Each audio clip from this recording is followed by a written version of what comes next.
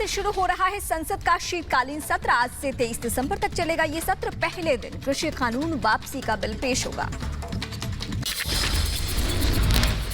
शीतकालीन सत्र के पहले दिन लोकसभा में कृषि मंत्री नरेंद्र सिंह तोमर पेश करेंगे कृषि कानून वापसी बिल। बीजेपी और कांग्रेस ने पार्टी सांसदों के लिए जारी किया है व्हिप। केंद्रीय कृषि मंत्री नरेंद्र सिंह तोमर दोपहर 12 बजे तीनों कृषि कानून वापस लेने वाले बिल को पेश करेंगे। केंद्रीय कैबिनेट बिल वापसी के प्रस्ताव पर लगा चुकी है मोहर। संसद के शीतकालीन सत्र से पहले सर्वदलीय बैठक में सरकार और विपक्ष में सीधी बातचीत। बैठक में पीएम मोदी नहीं हुए शामिल। सरकार ने कहा नियम के तहत मुद्दों पर चर्चा के लिए तैयार। शीतकालीन सत्र से पहले बीजेपी का मंथन। जेपी नड्डा, राजनाथ सिंह समेत सभी बड़े नेता हुए शामिल। सत्र की रणनीति पर हुई चर्चा। एनडीए फ्लोर लीडर्स की भी हुई बैठक। संसद के शीतकालीन सत्र से पहले राज्यसभा के अध्यक्ष एम वेंकैया नायडू ने बुलाई बैठक। उनके आवास पर बुलाई गई बैठक में सदन के सभी दलों के नेता शामिल हुए। पश्चिम बंगाल की सीएम ममता बनर्जी ने बुलाई पार्टी कार्यकारिणी की बैठक। शीतकालीन सत्र में पार्टी की रणनीति पर होगी चर्चा। टीएमसी कार्यकारिणी के सभी की सदस्य रहेंगे मौजूद।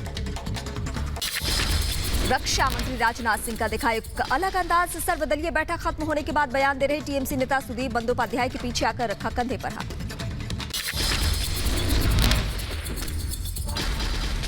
सर्वदलीय बैठक के बाद एसपी नेता रामगोपाल यादव का बयान। कहा बैठक में एमएसपी, बेरोजगारी, महंगाई के साथ रोजगार का उठाया मुद्दा। अधीर रंजन चौधरी ने लोकसभा स्पीकर ओम बिरला को लिखी चिट्ठी। संसद की प्रेस गैलरी में मीडिया कर्मियों के प्रवेश पर लगे प्रतिबंध को हटाने की मांग की गई। केरल और पश्चिम बंगाल की राज्यसभा की एक एक सीट के लिए आज होंगे उपचुनाव। केरल कांग्रेस के जोस मणि और टीएमसी की अर्पिता घोष के इस्तीफे के बाद ये चुनाव होने वाला है। आरएसएस प्रमुख मोहन भागवत का बयान। कहा संघ कोई मिलिट्री संगठन नहीं है, संघ एक पारिवारिक माहौल वाला समूह है। कोई मिलिट्री ऑर्गेनाइजेशन नहीं, संघ तो कौटुंबिक वातावरण वाला एक समूह है।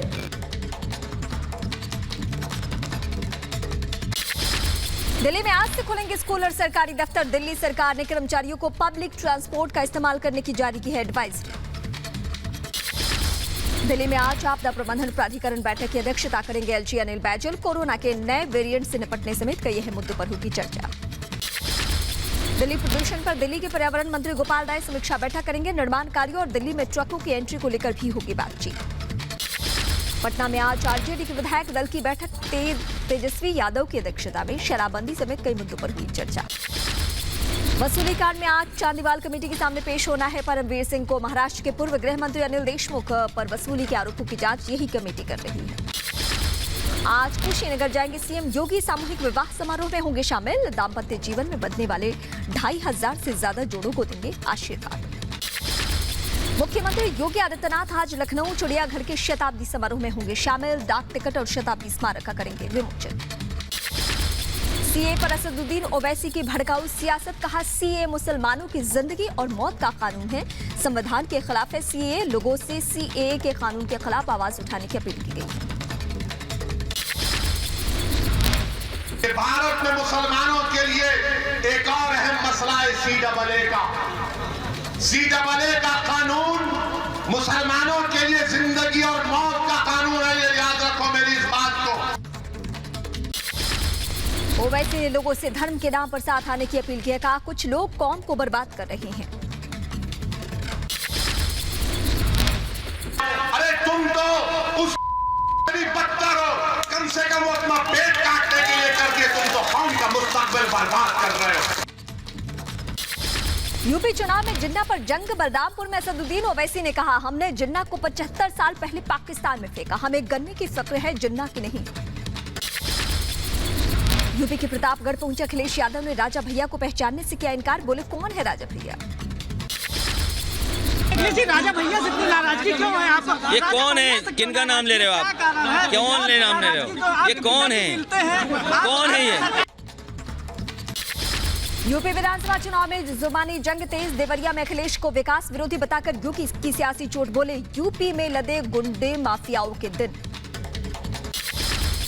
देवरिया से एसपी डीएसपी पर सीएम योगी का निशाना। पहले की सरकारों में बेच दिए जाते थे मेडिकल कॉलेज, हमारी सरकार यूपी के हर जिले में बनाएगी मेडिकल कॉलेज। विपक्ष पर योगी आदित्यनाथ का तीखा हमला। माफिया भस्मासुर तो उसको पालने वाले हैं महाभस्मासुर। वैक्सीन को लेकर विपक्ष के दोहरे चरित्र को लेकर जनता को आगाह किया गया।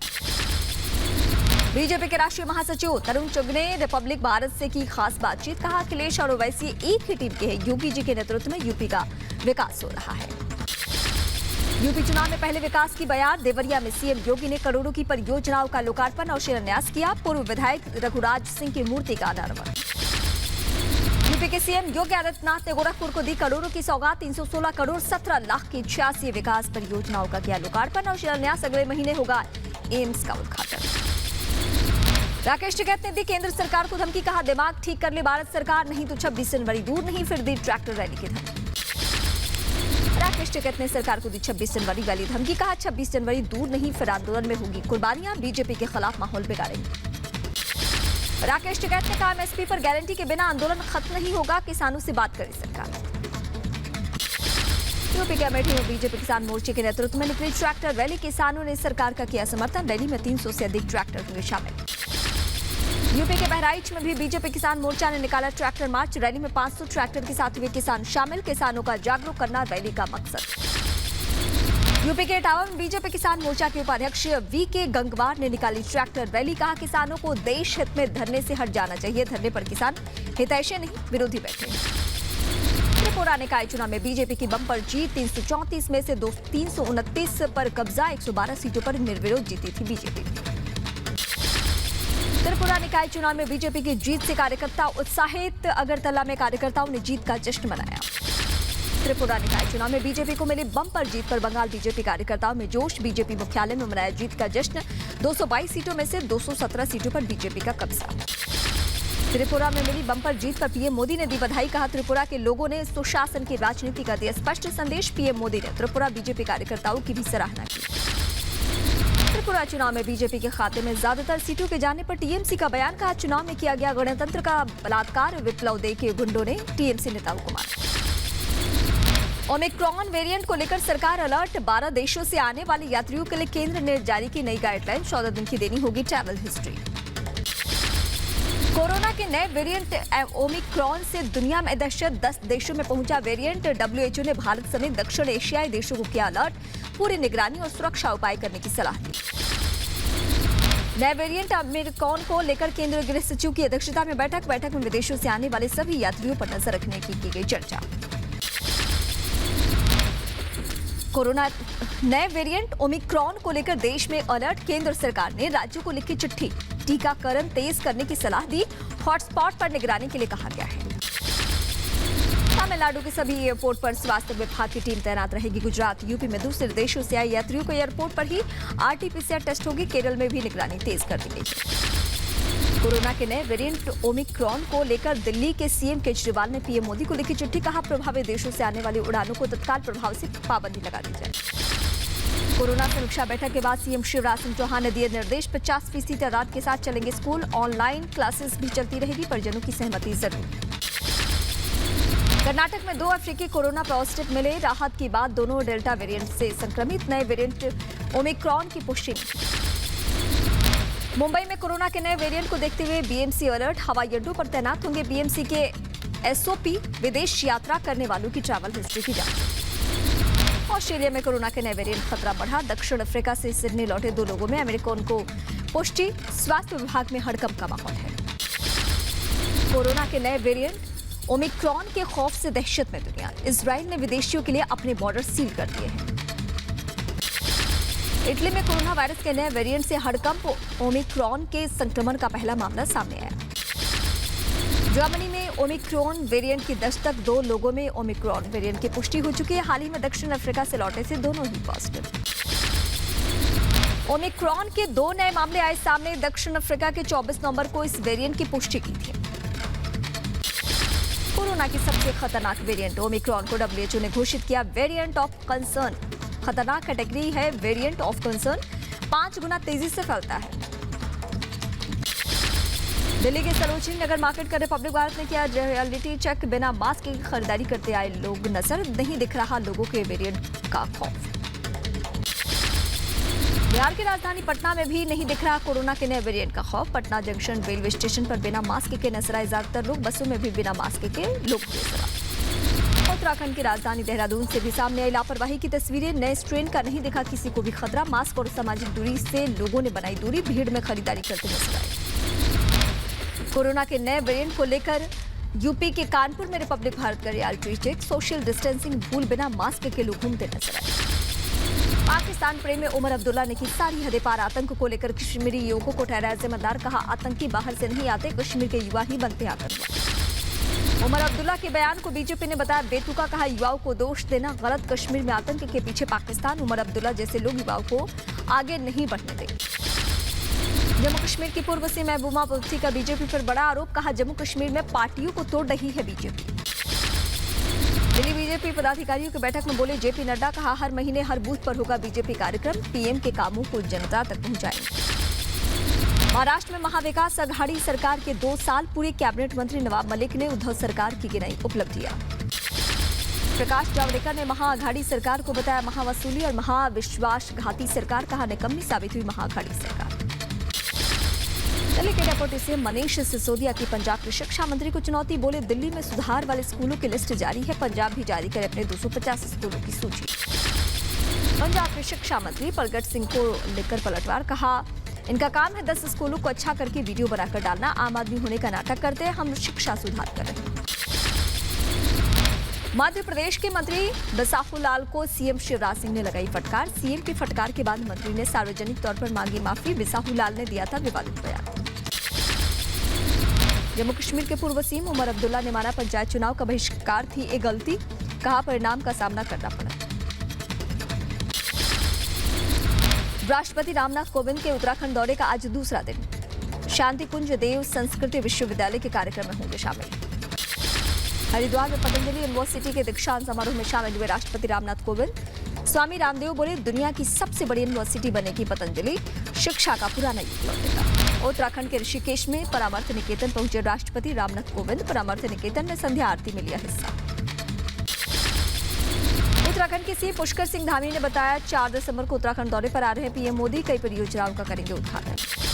पश्चिम बंगाल के नदिया जिले में सड़क दुर्घटना में मरने वालों को मुआवजे का ऐलान। पीएम की तरफ से मरने वालों के परिजनों को दिया जाएगा 2-2 लाख रुपए का मुआवजा, घायलों को 50,000। जम्मू के किश्तवाड़ में आतंकी साजिश नाकाम। पुलिस ने कार से जिलेटिन की 8 छड़े की बरामद। कार के ड्राइवर को भी किया गिरफ्तार। पकड़े गए संदिग्ध से पूछताछ। दिल्ली के कश्मीरी गेट मेट्रो स्टेशन से सीआईएसएफ ने एक संदिग्ध यात्री को किया गिरफ्तार। यात्री के पास से देसी पिस्टल और 8 mm कैलिबर का जिंदा कारतूस बरामद। ओडिशा पुलिस और माओवादियों के बीच मुठभेड़। बोलांगीर में मुठभेड़ के दौरान एक नक्सली कमांडर ढेर। नक्सली के पास से हथियार, गोला बरामद और आपत्तिजनक नक्सल साहित्य भी बरामद। मध्य प्रदेश के आगर मालवा में लगातार हो रही कौवा की मौत से दहशत। बर्ड फ्लू फैलने की आशंका के बाद सैंपल जांच के लिए भेजे गए। यूपी के अमेठी में खेत में काम करते वक्त ट्रैक्टर में लगी आग। हादसे में बाल बचा ट्रैक्टर ड्राइवर। ठाणे के भिवंडी में मैरिज हॉल में लगी भीषण आग। मौके पर पहुंची दमकल की गाड़ियों ने आग पर पाया काबू। मेरठ में सिलेंडर से गैस लीक होने से घर में लगी आग। हादसे में 2 बच्चियों की मौत। घंटों मशक्कत के बाद आग को कंट्रोल किया गया। यूपी के मथुरा में पुलिस चौकी के सामने कूड़े के ढेर में आग लग गई। आग की ऊंची लपटों को देखकर दुकानदारों में मचा हड़कंप। दमकल विभाग ने आग को कंट्रोल किया। यूपी के बहराइच में दर्दनाक सड़क हादसा। एक गाड़ी और बाइक के बीच जोरदार टक्कर। हादसे में बाइक सवार 2 लोगों की मौत। यूपी के कानपुर के एक हॉस्टल में तेंदुआ देखने से मचा हड़कंप। सुरक्षा के लिहाज से छात्रों से भरे हॉस्टल को करवाया गया खाली। वन विभाग तेंदुआ की खोज में जुटा।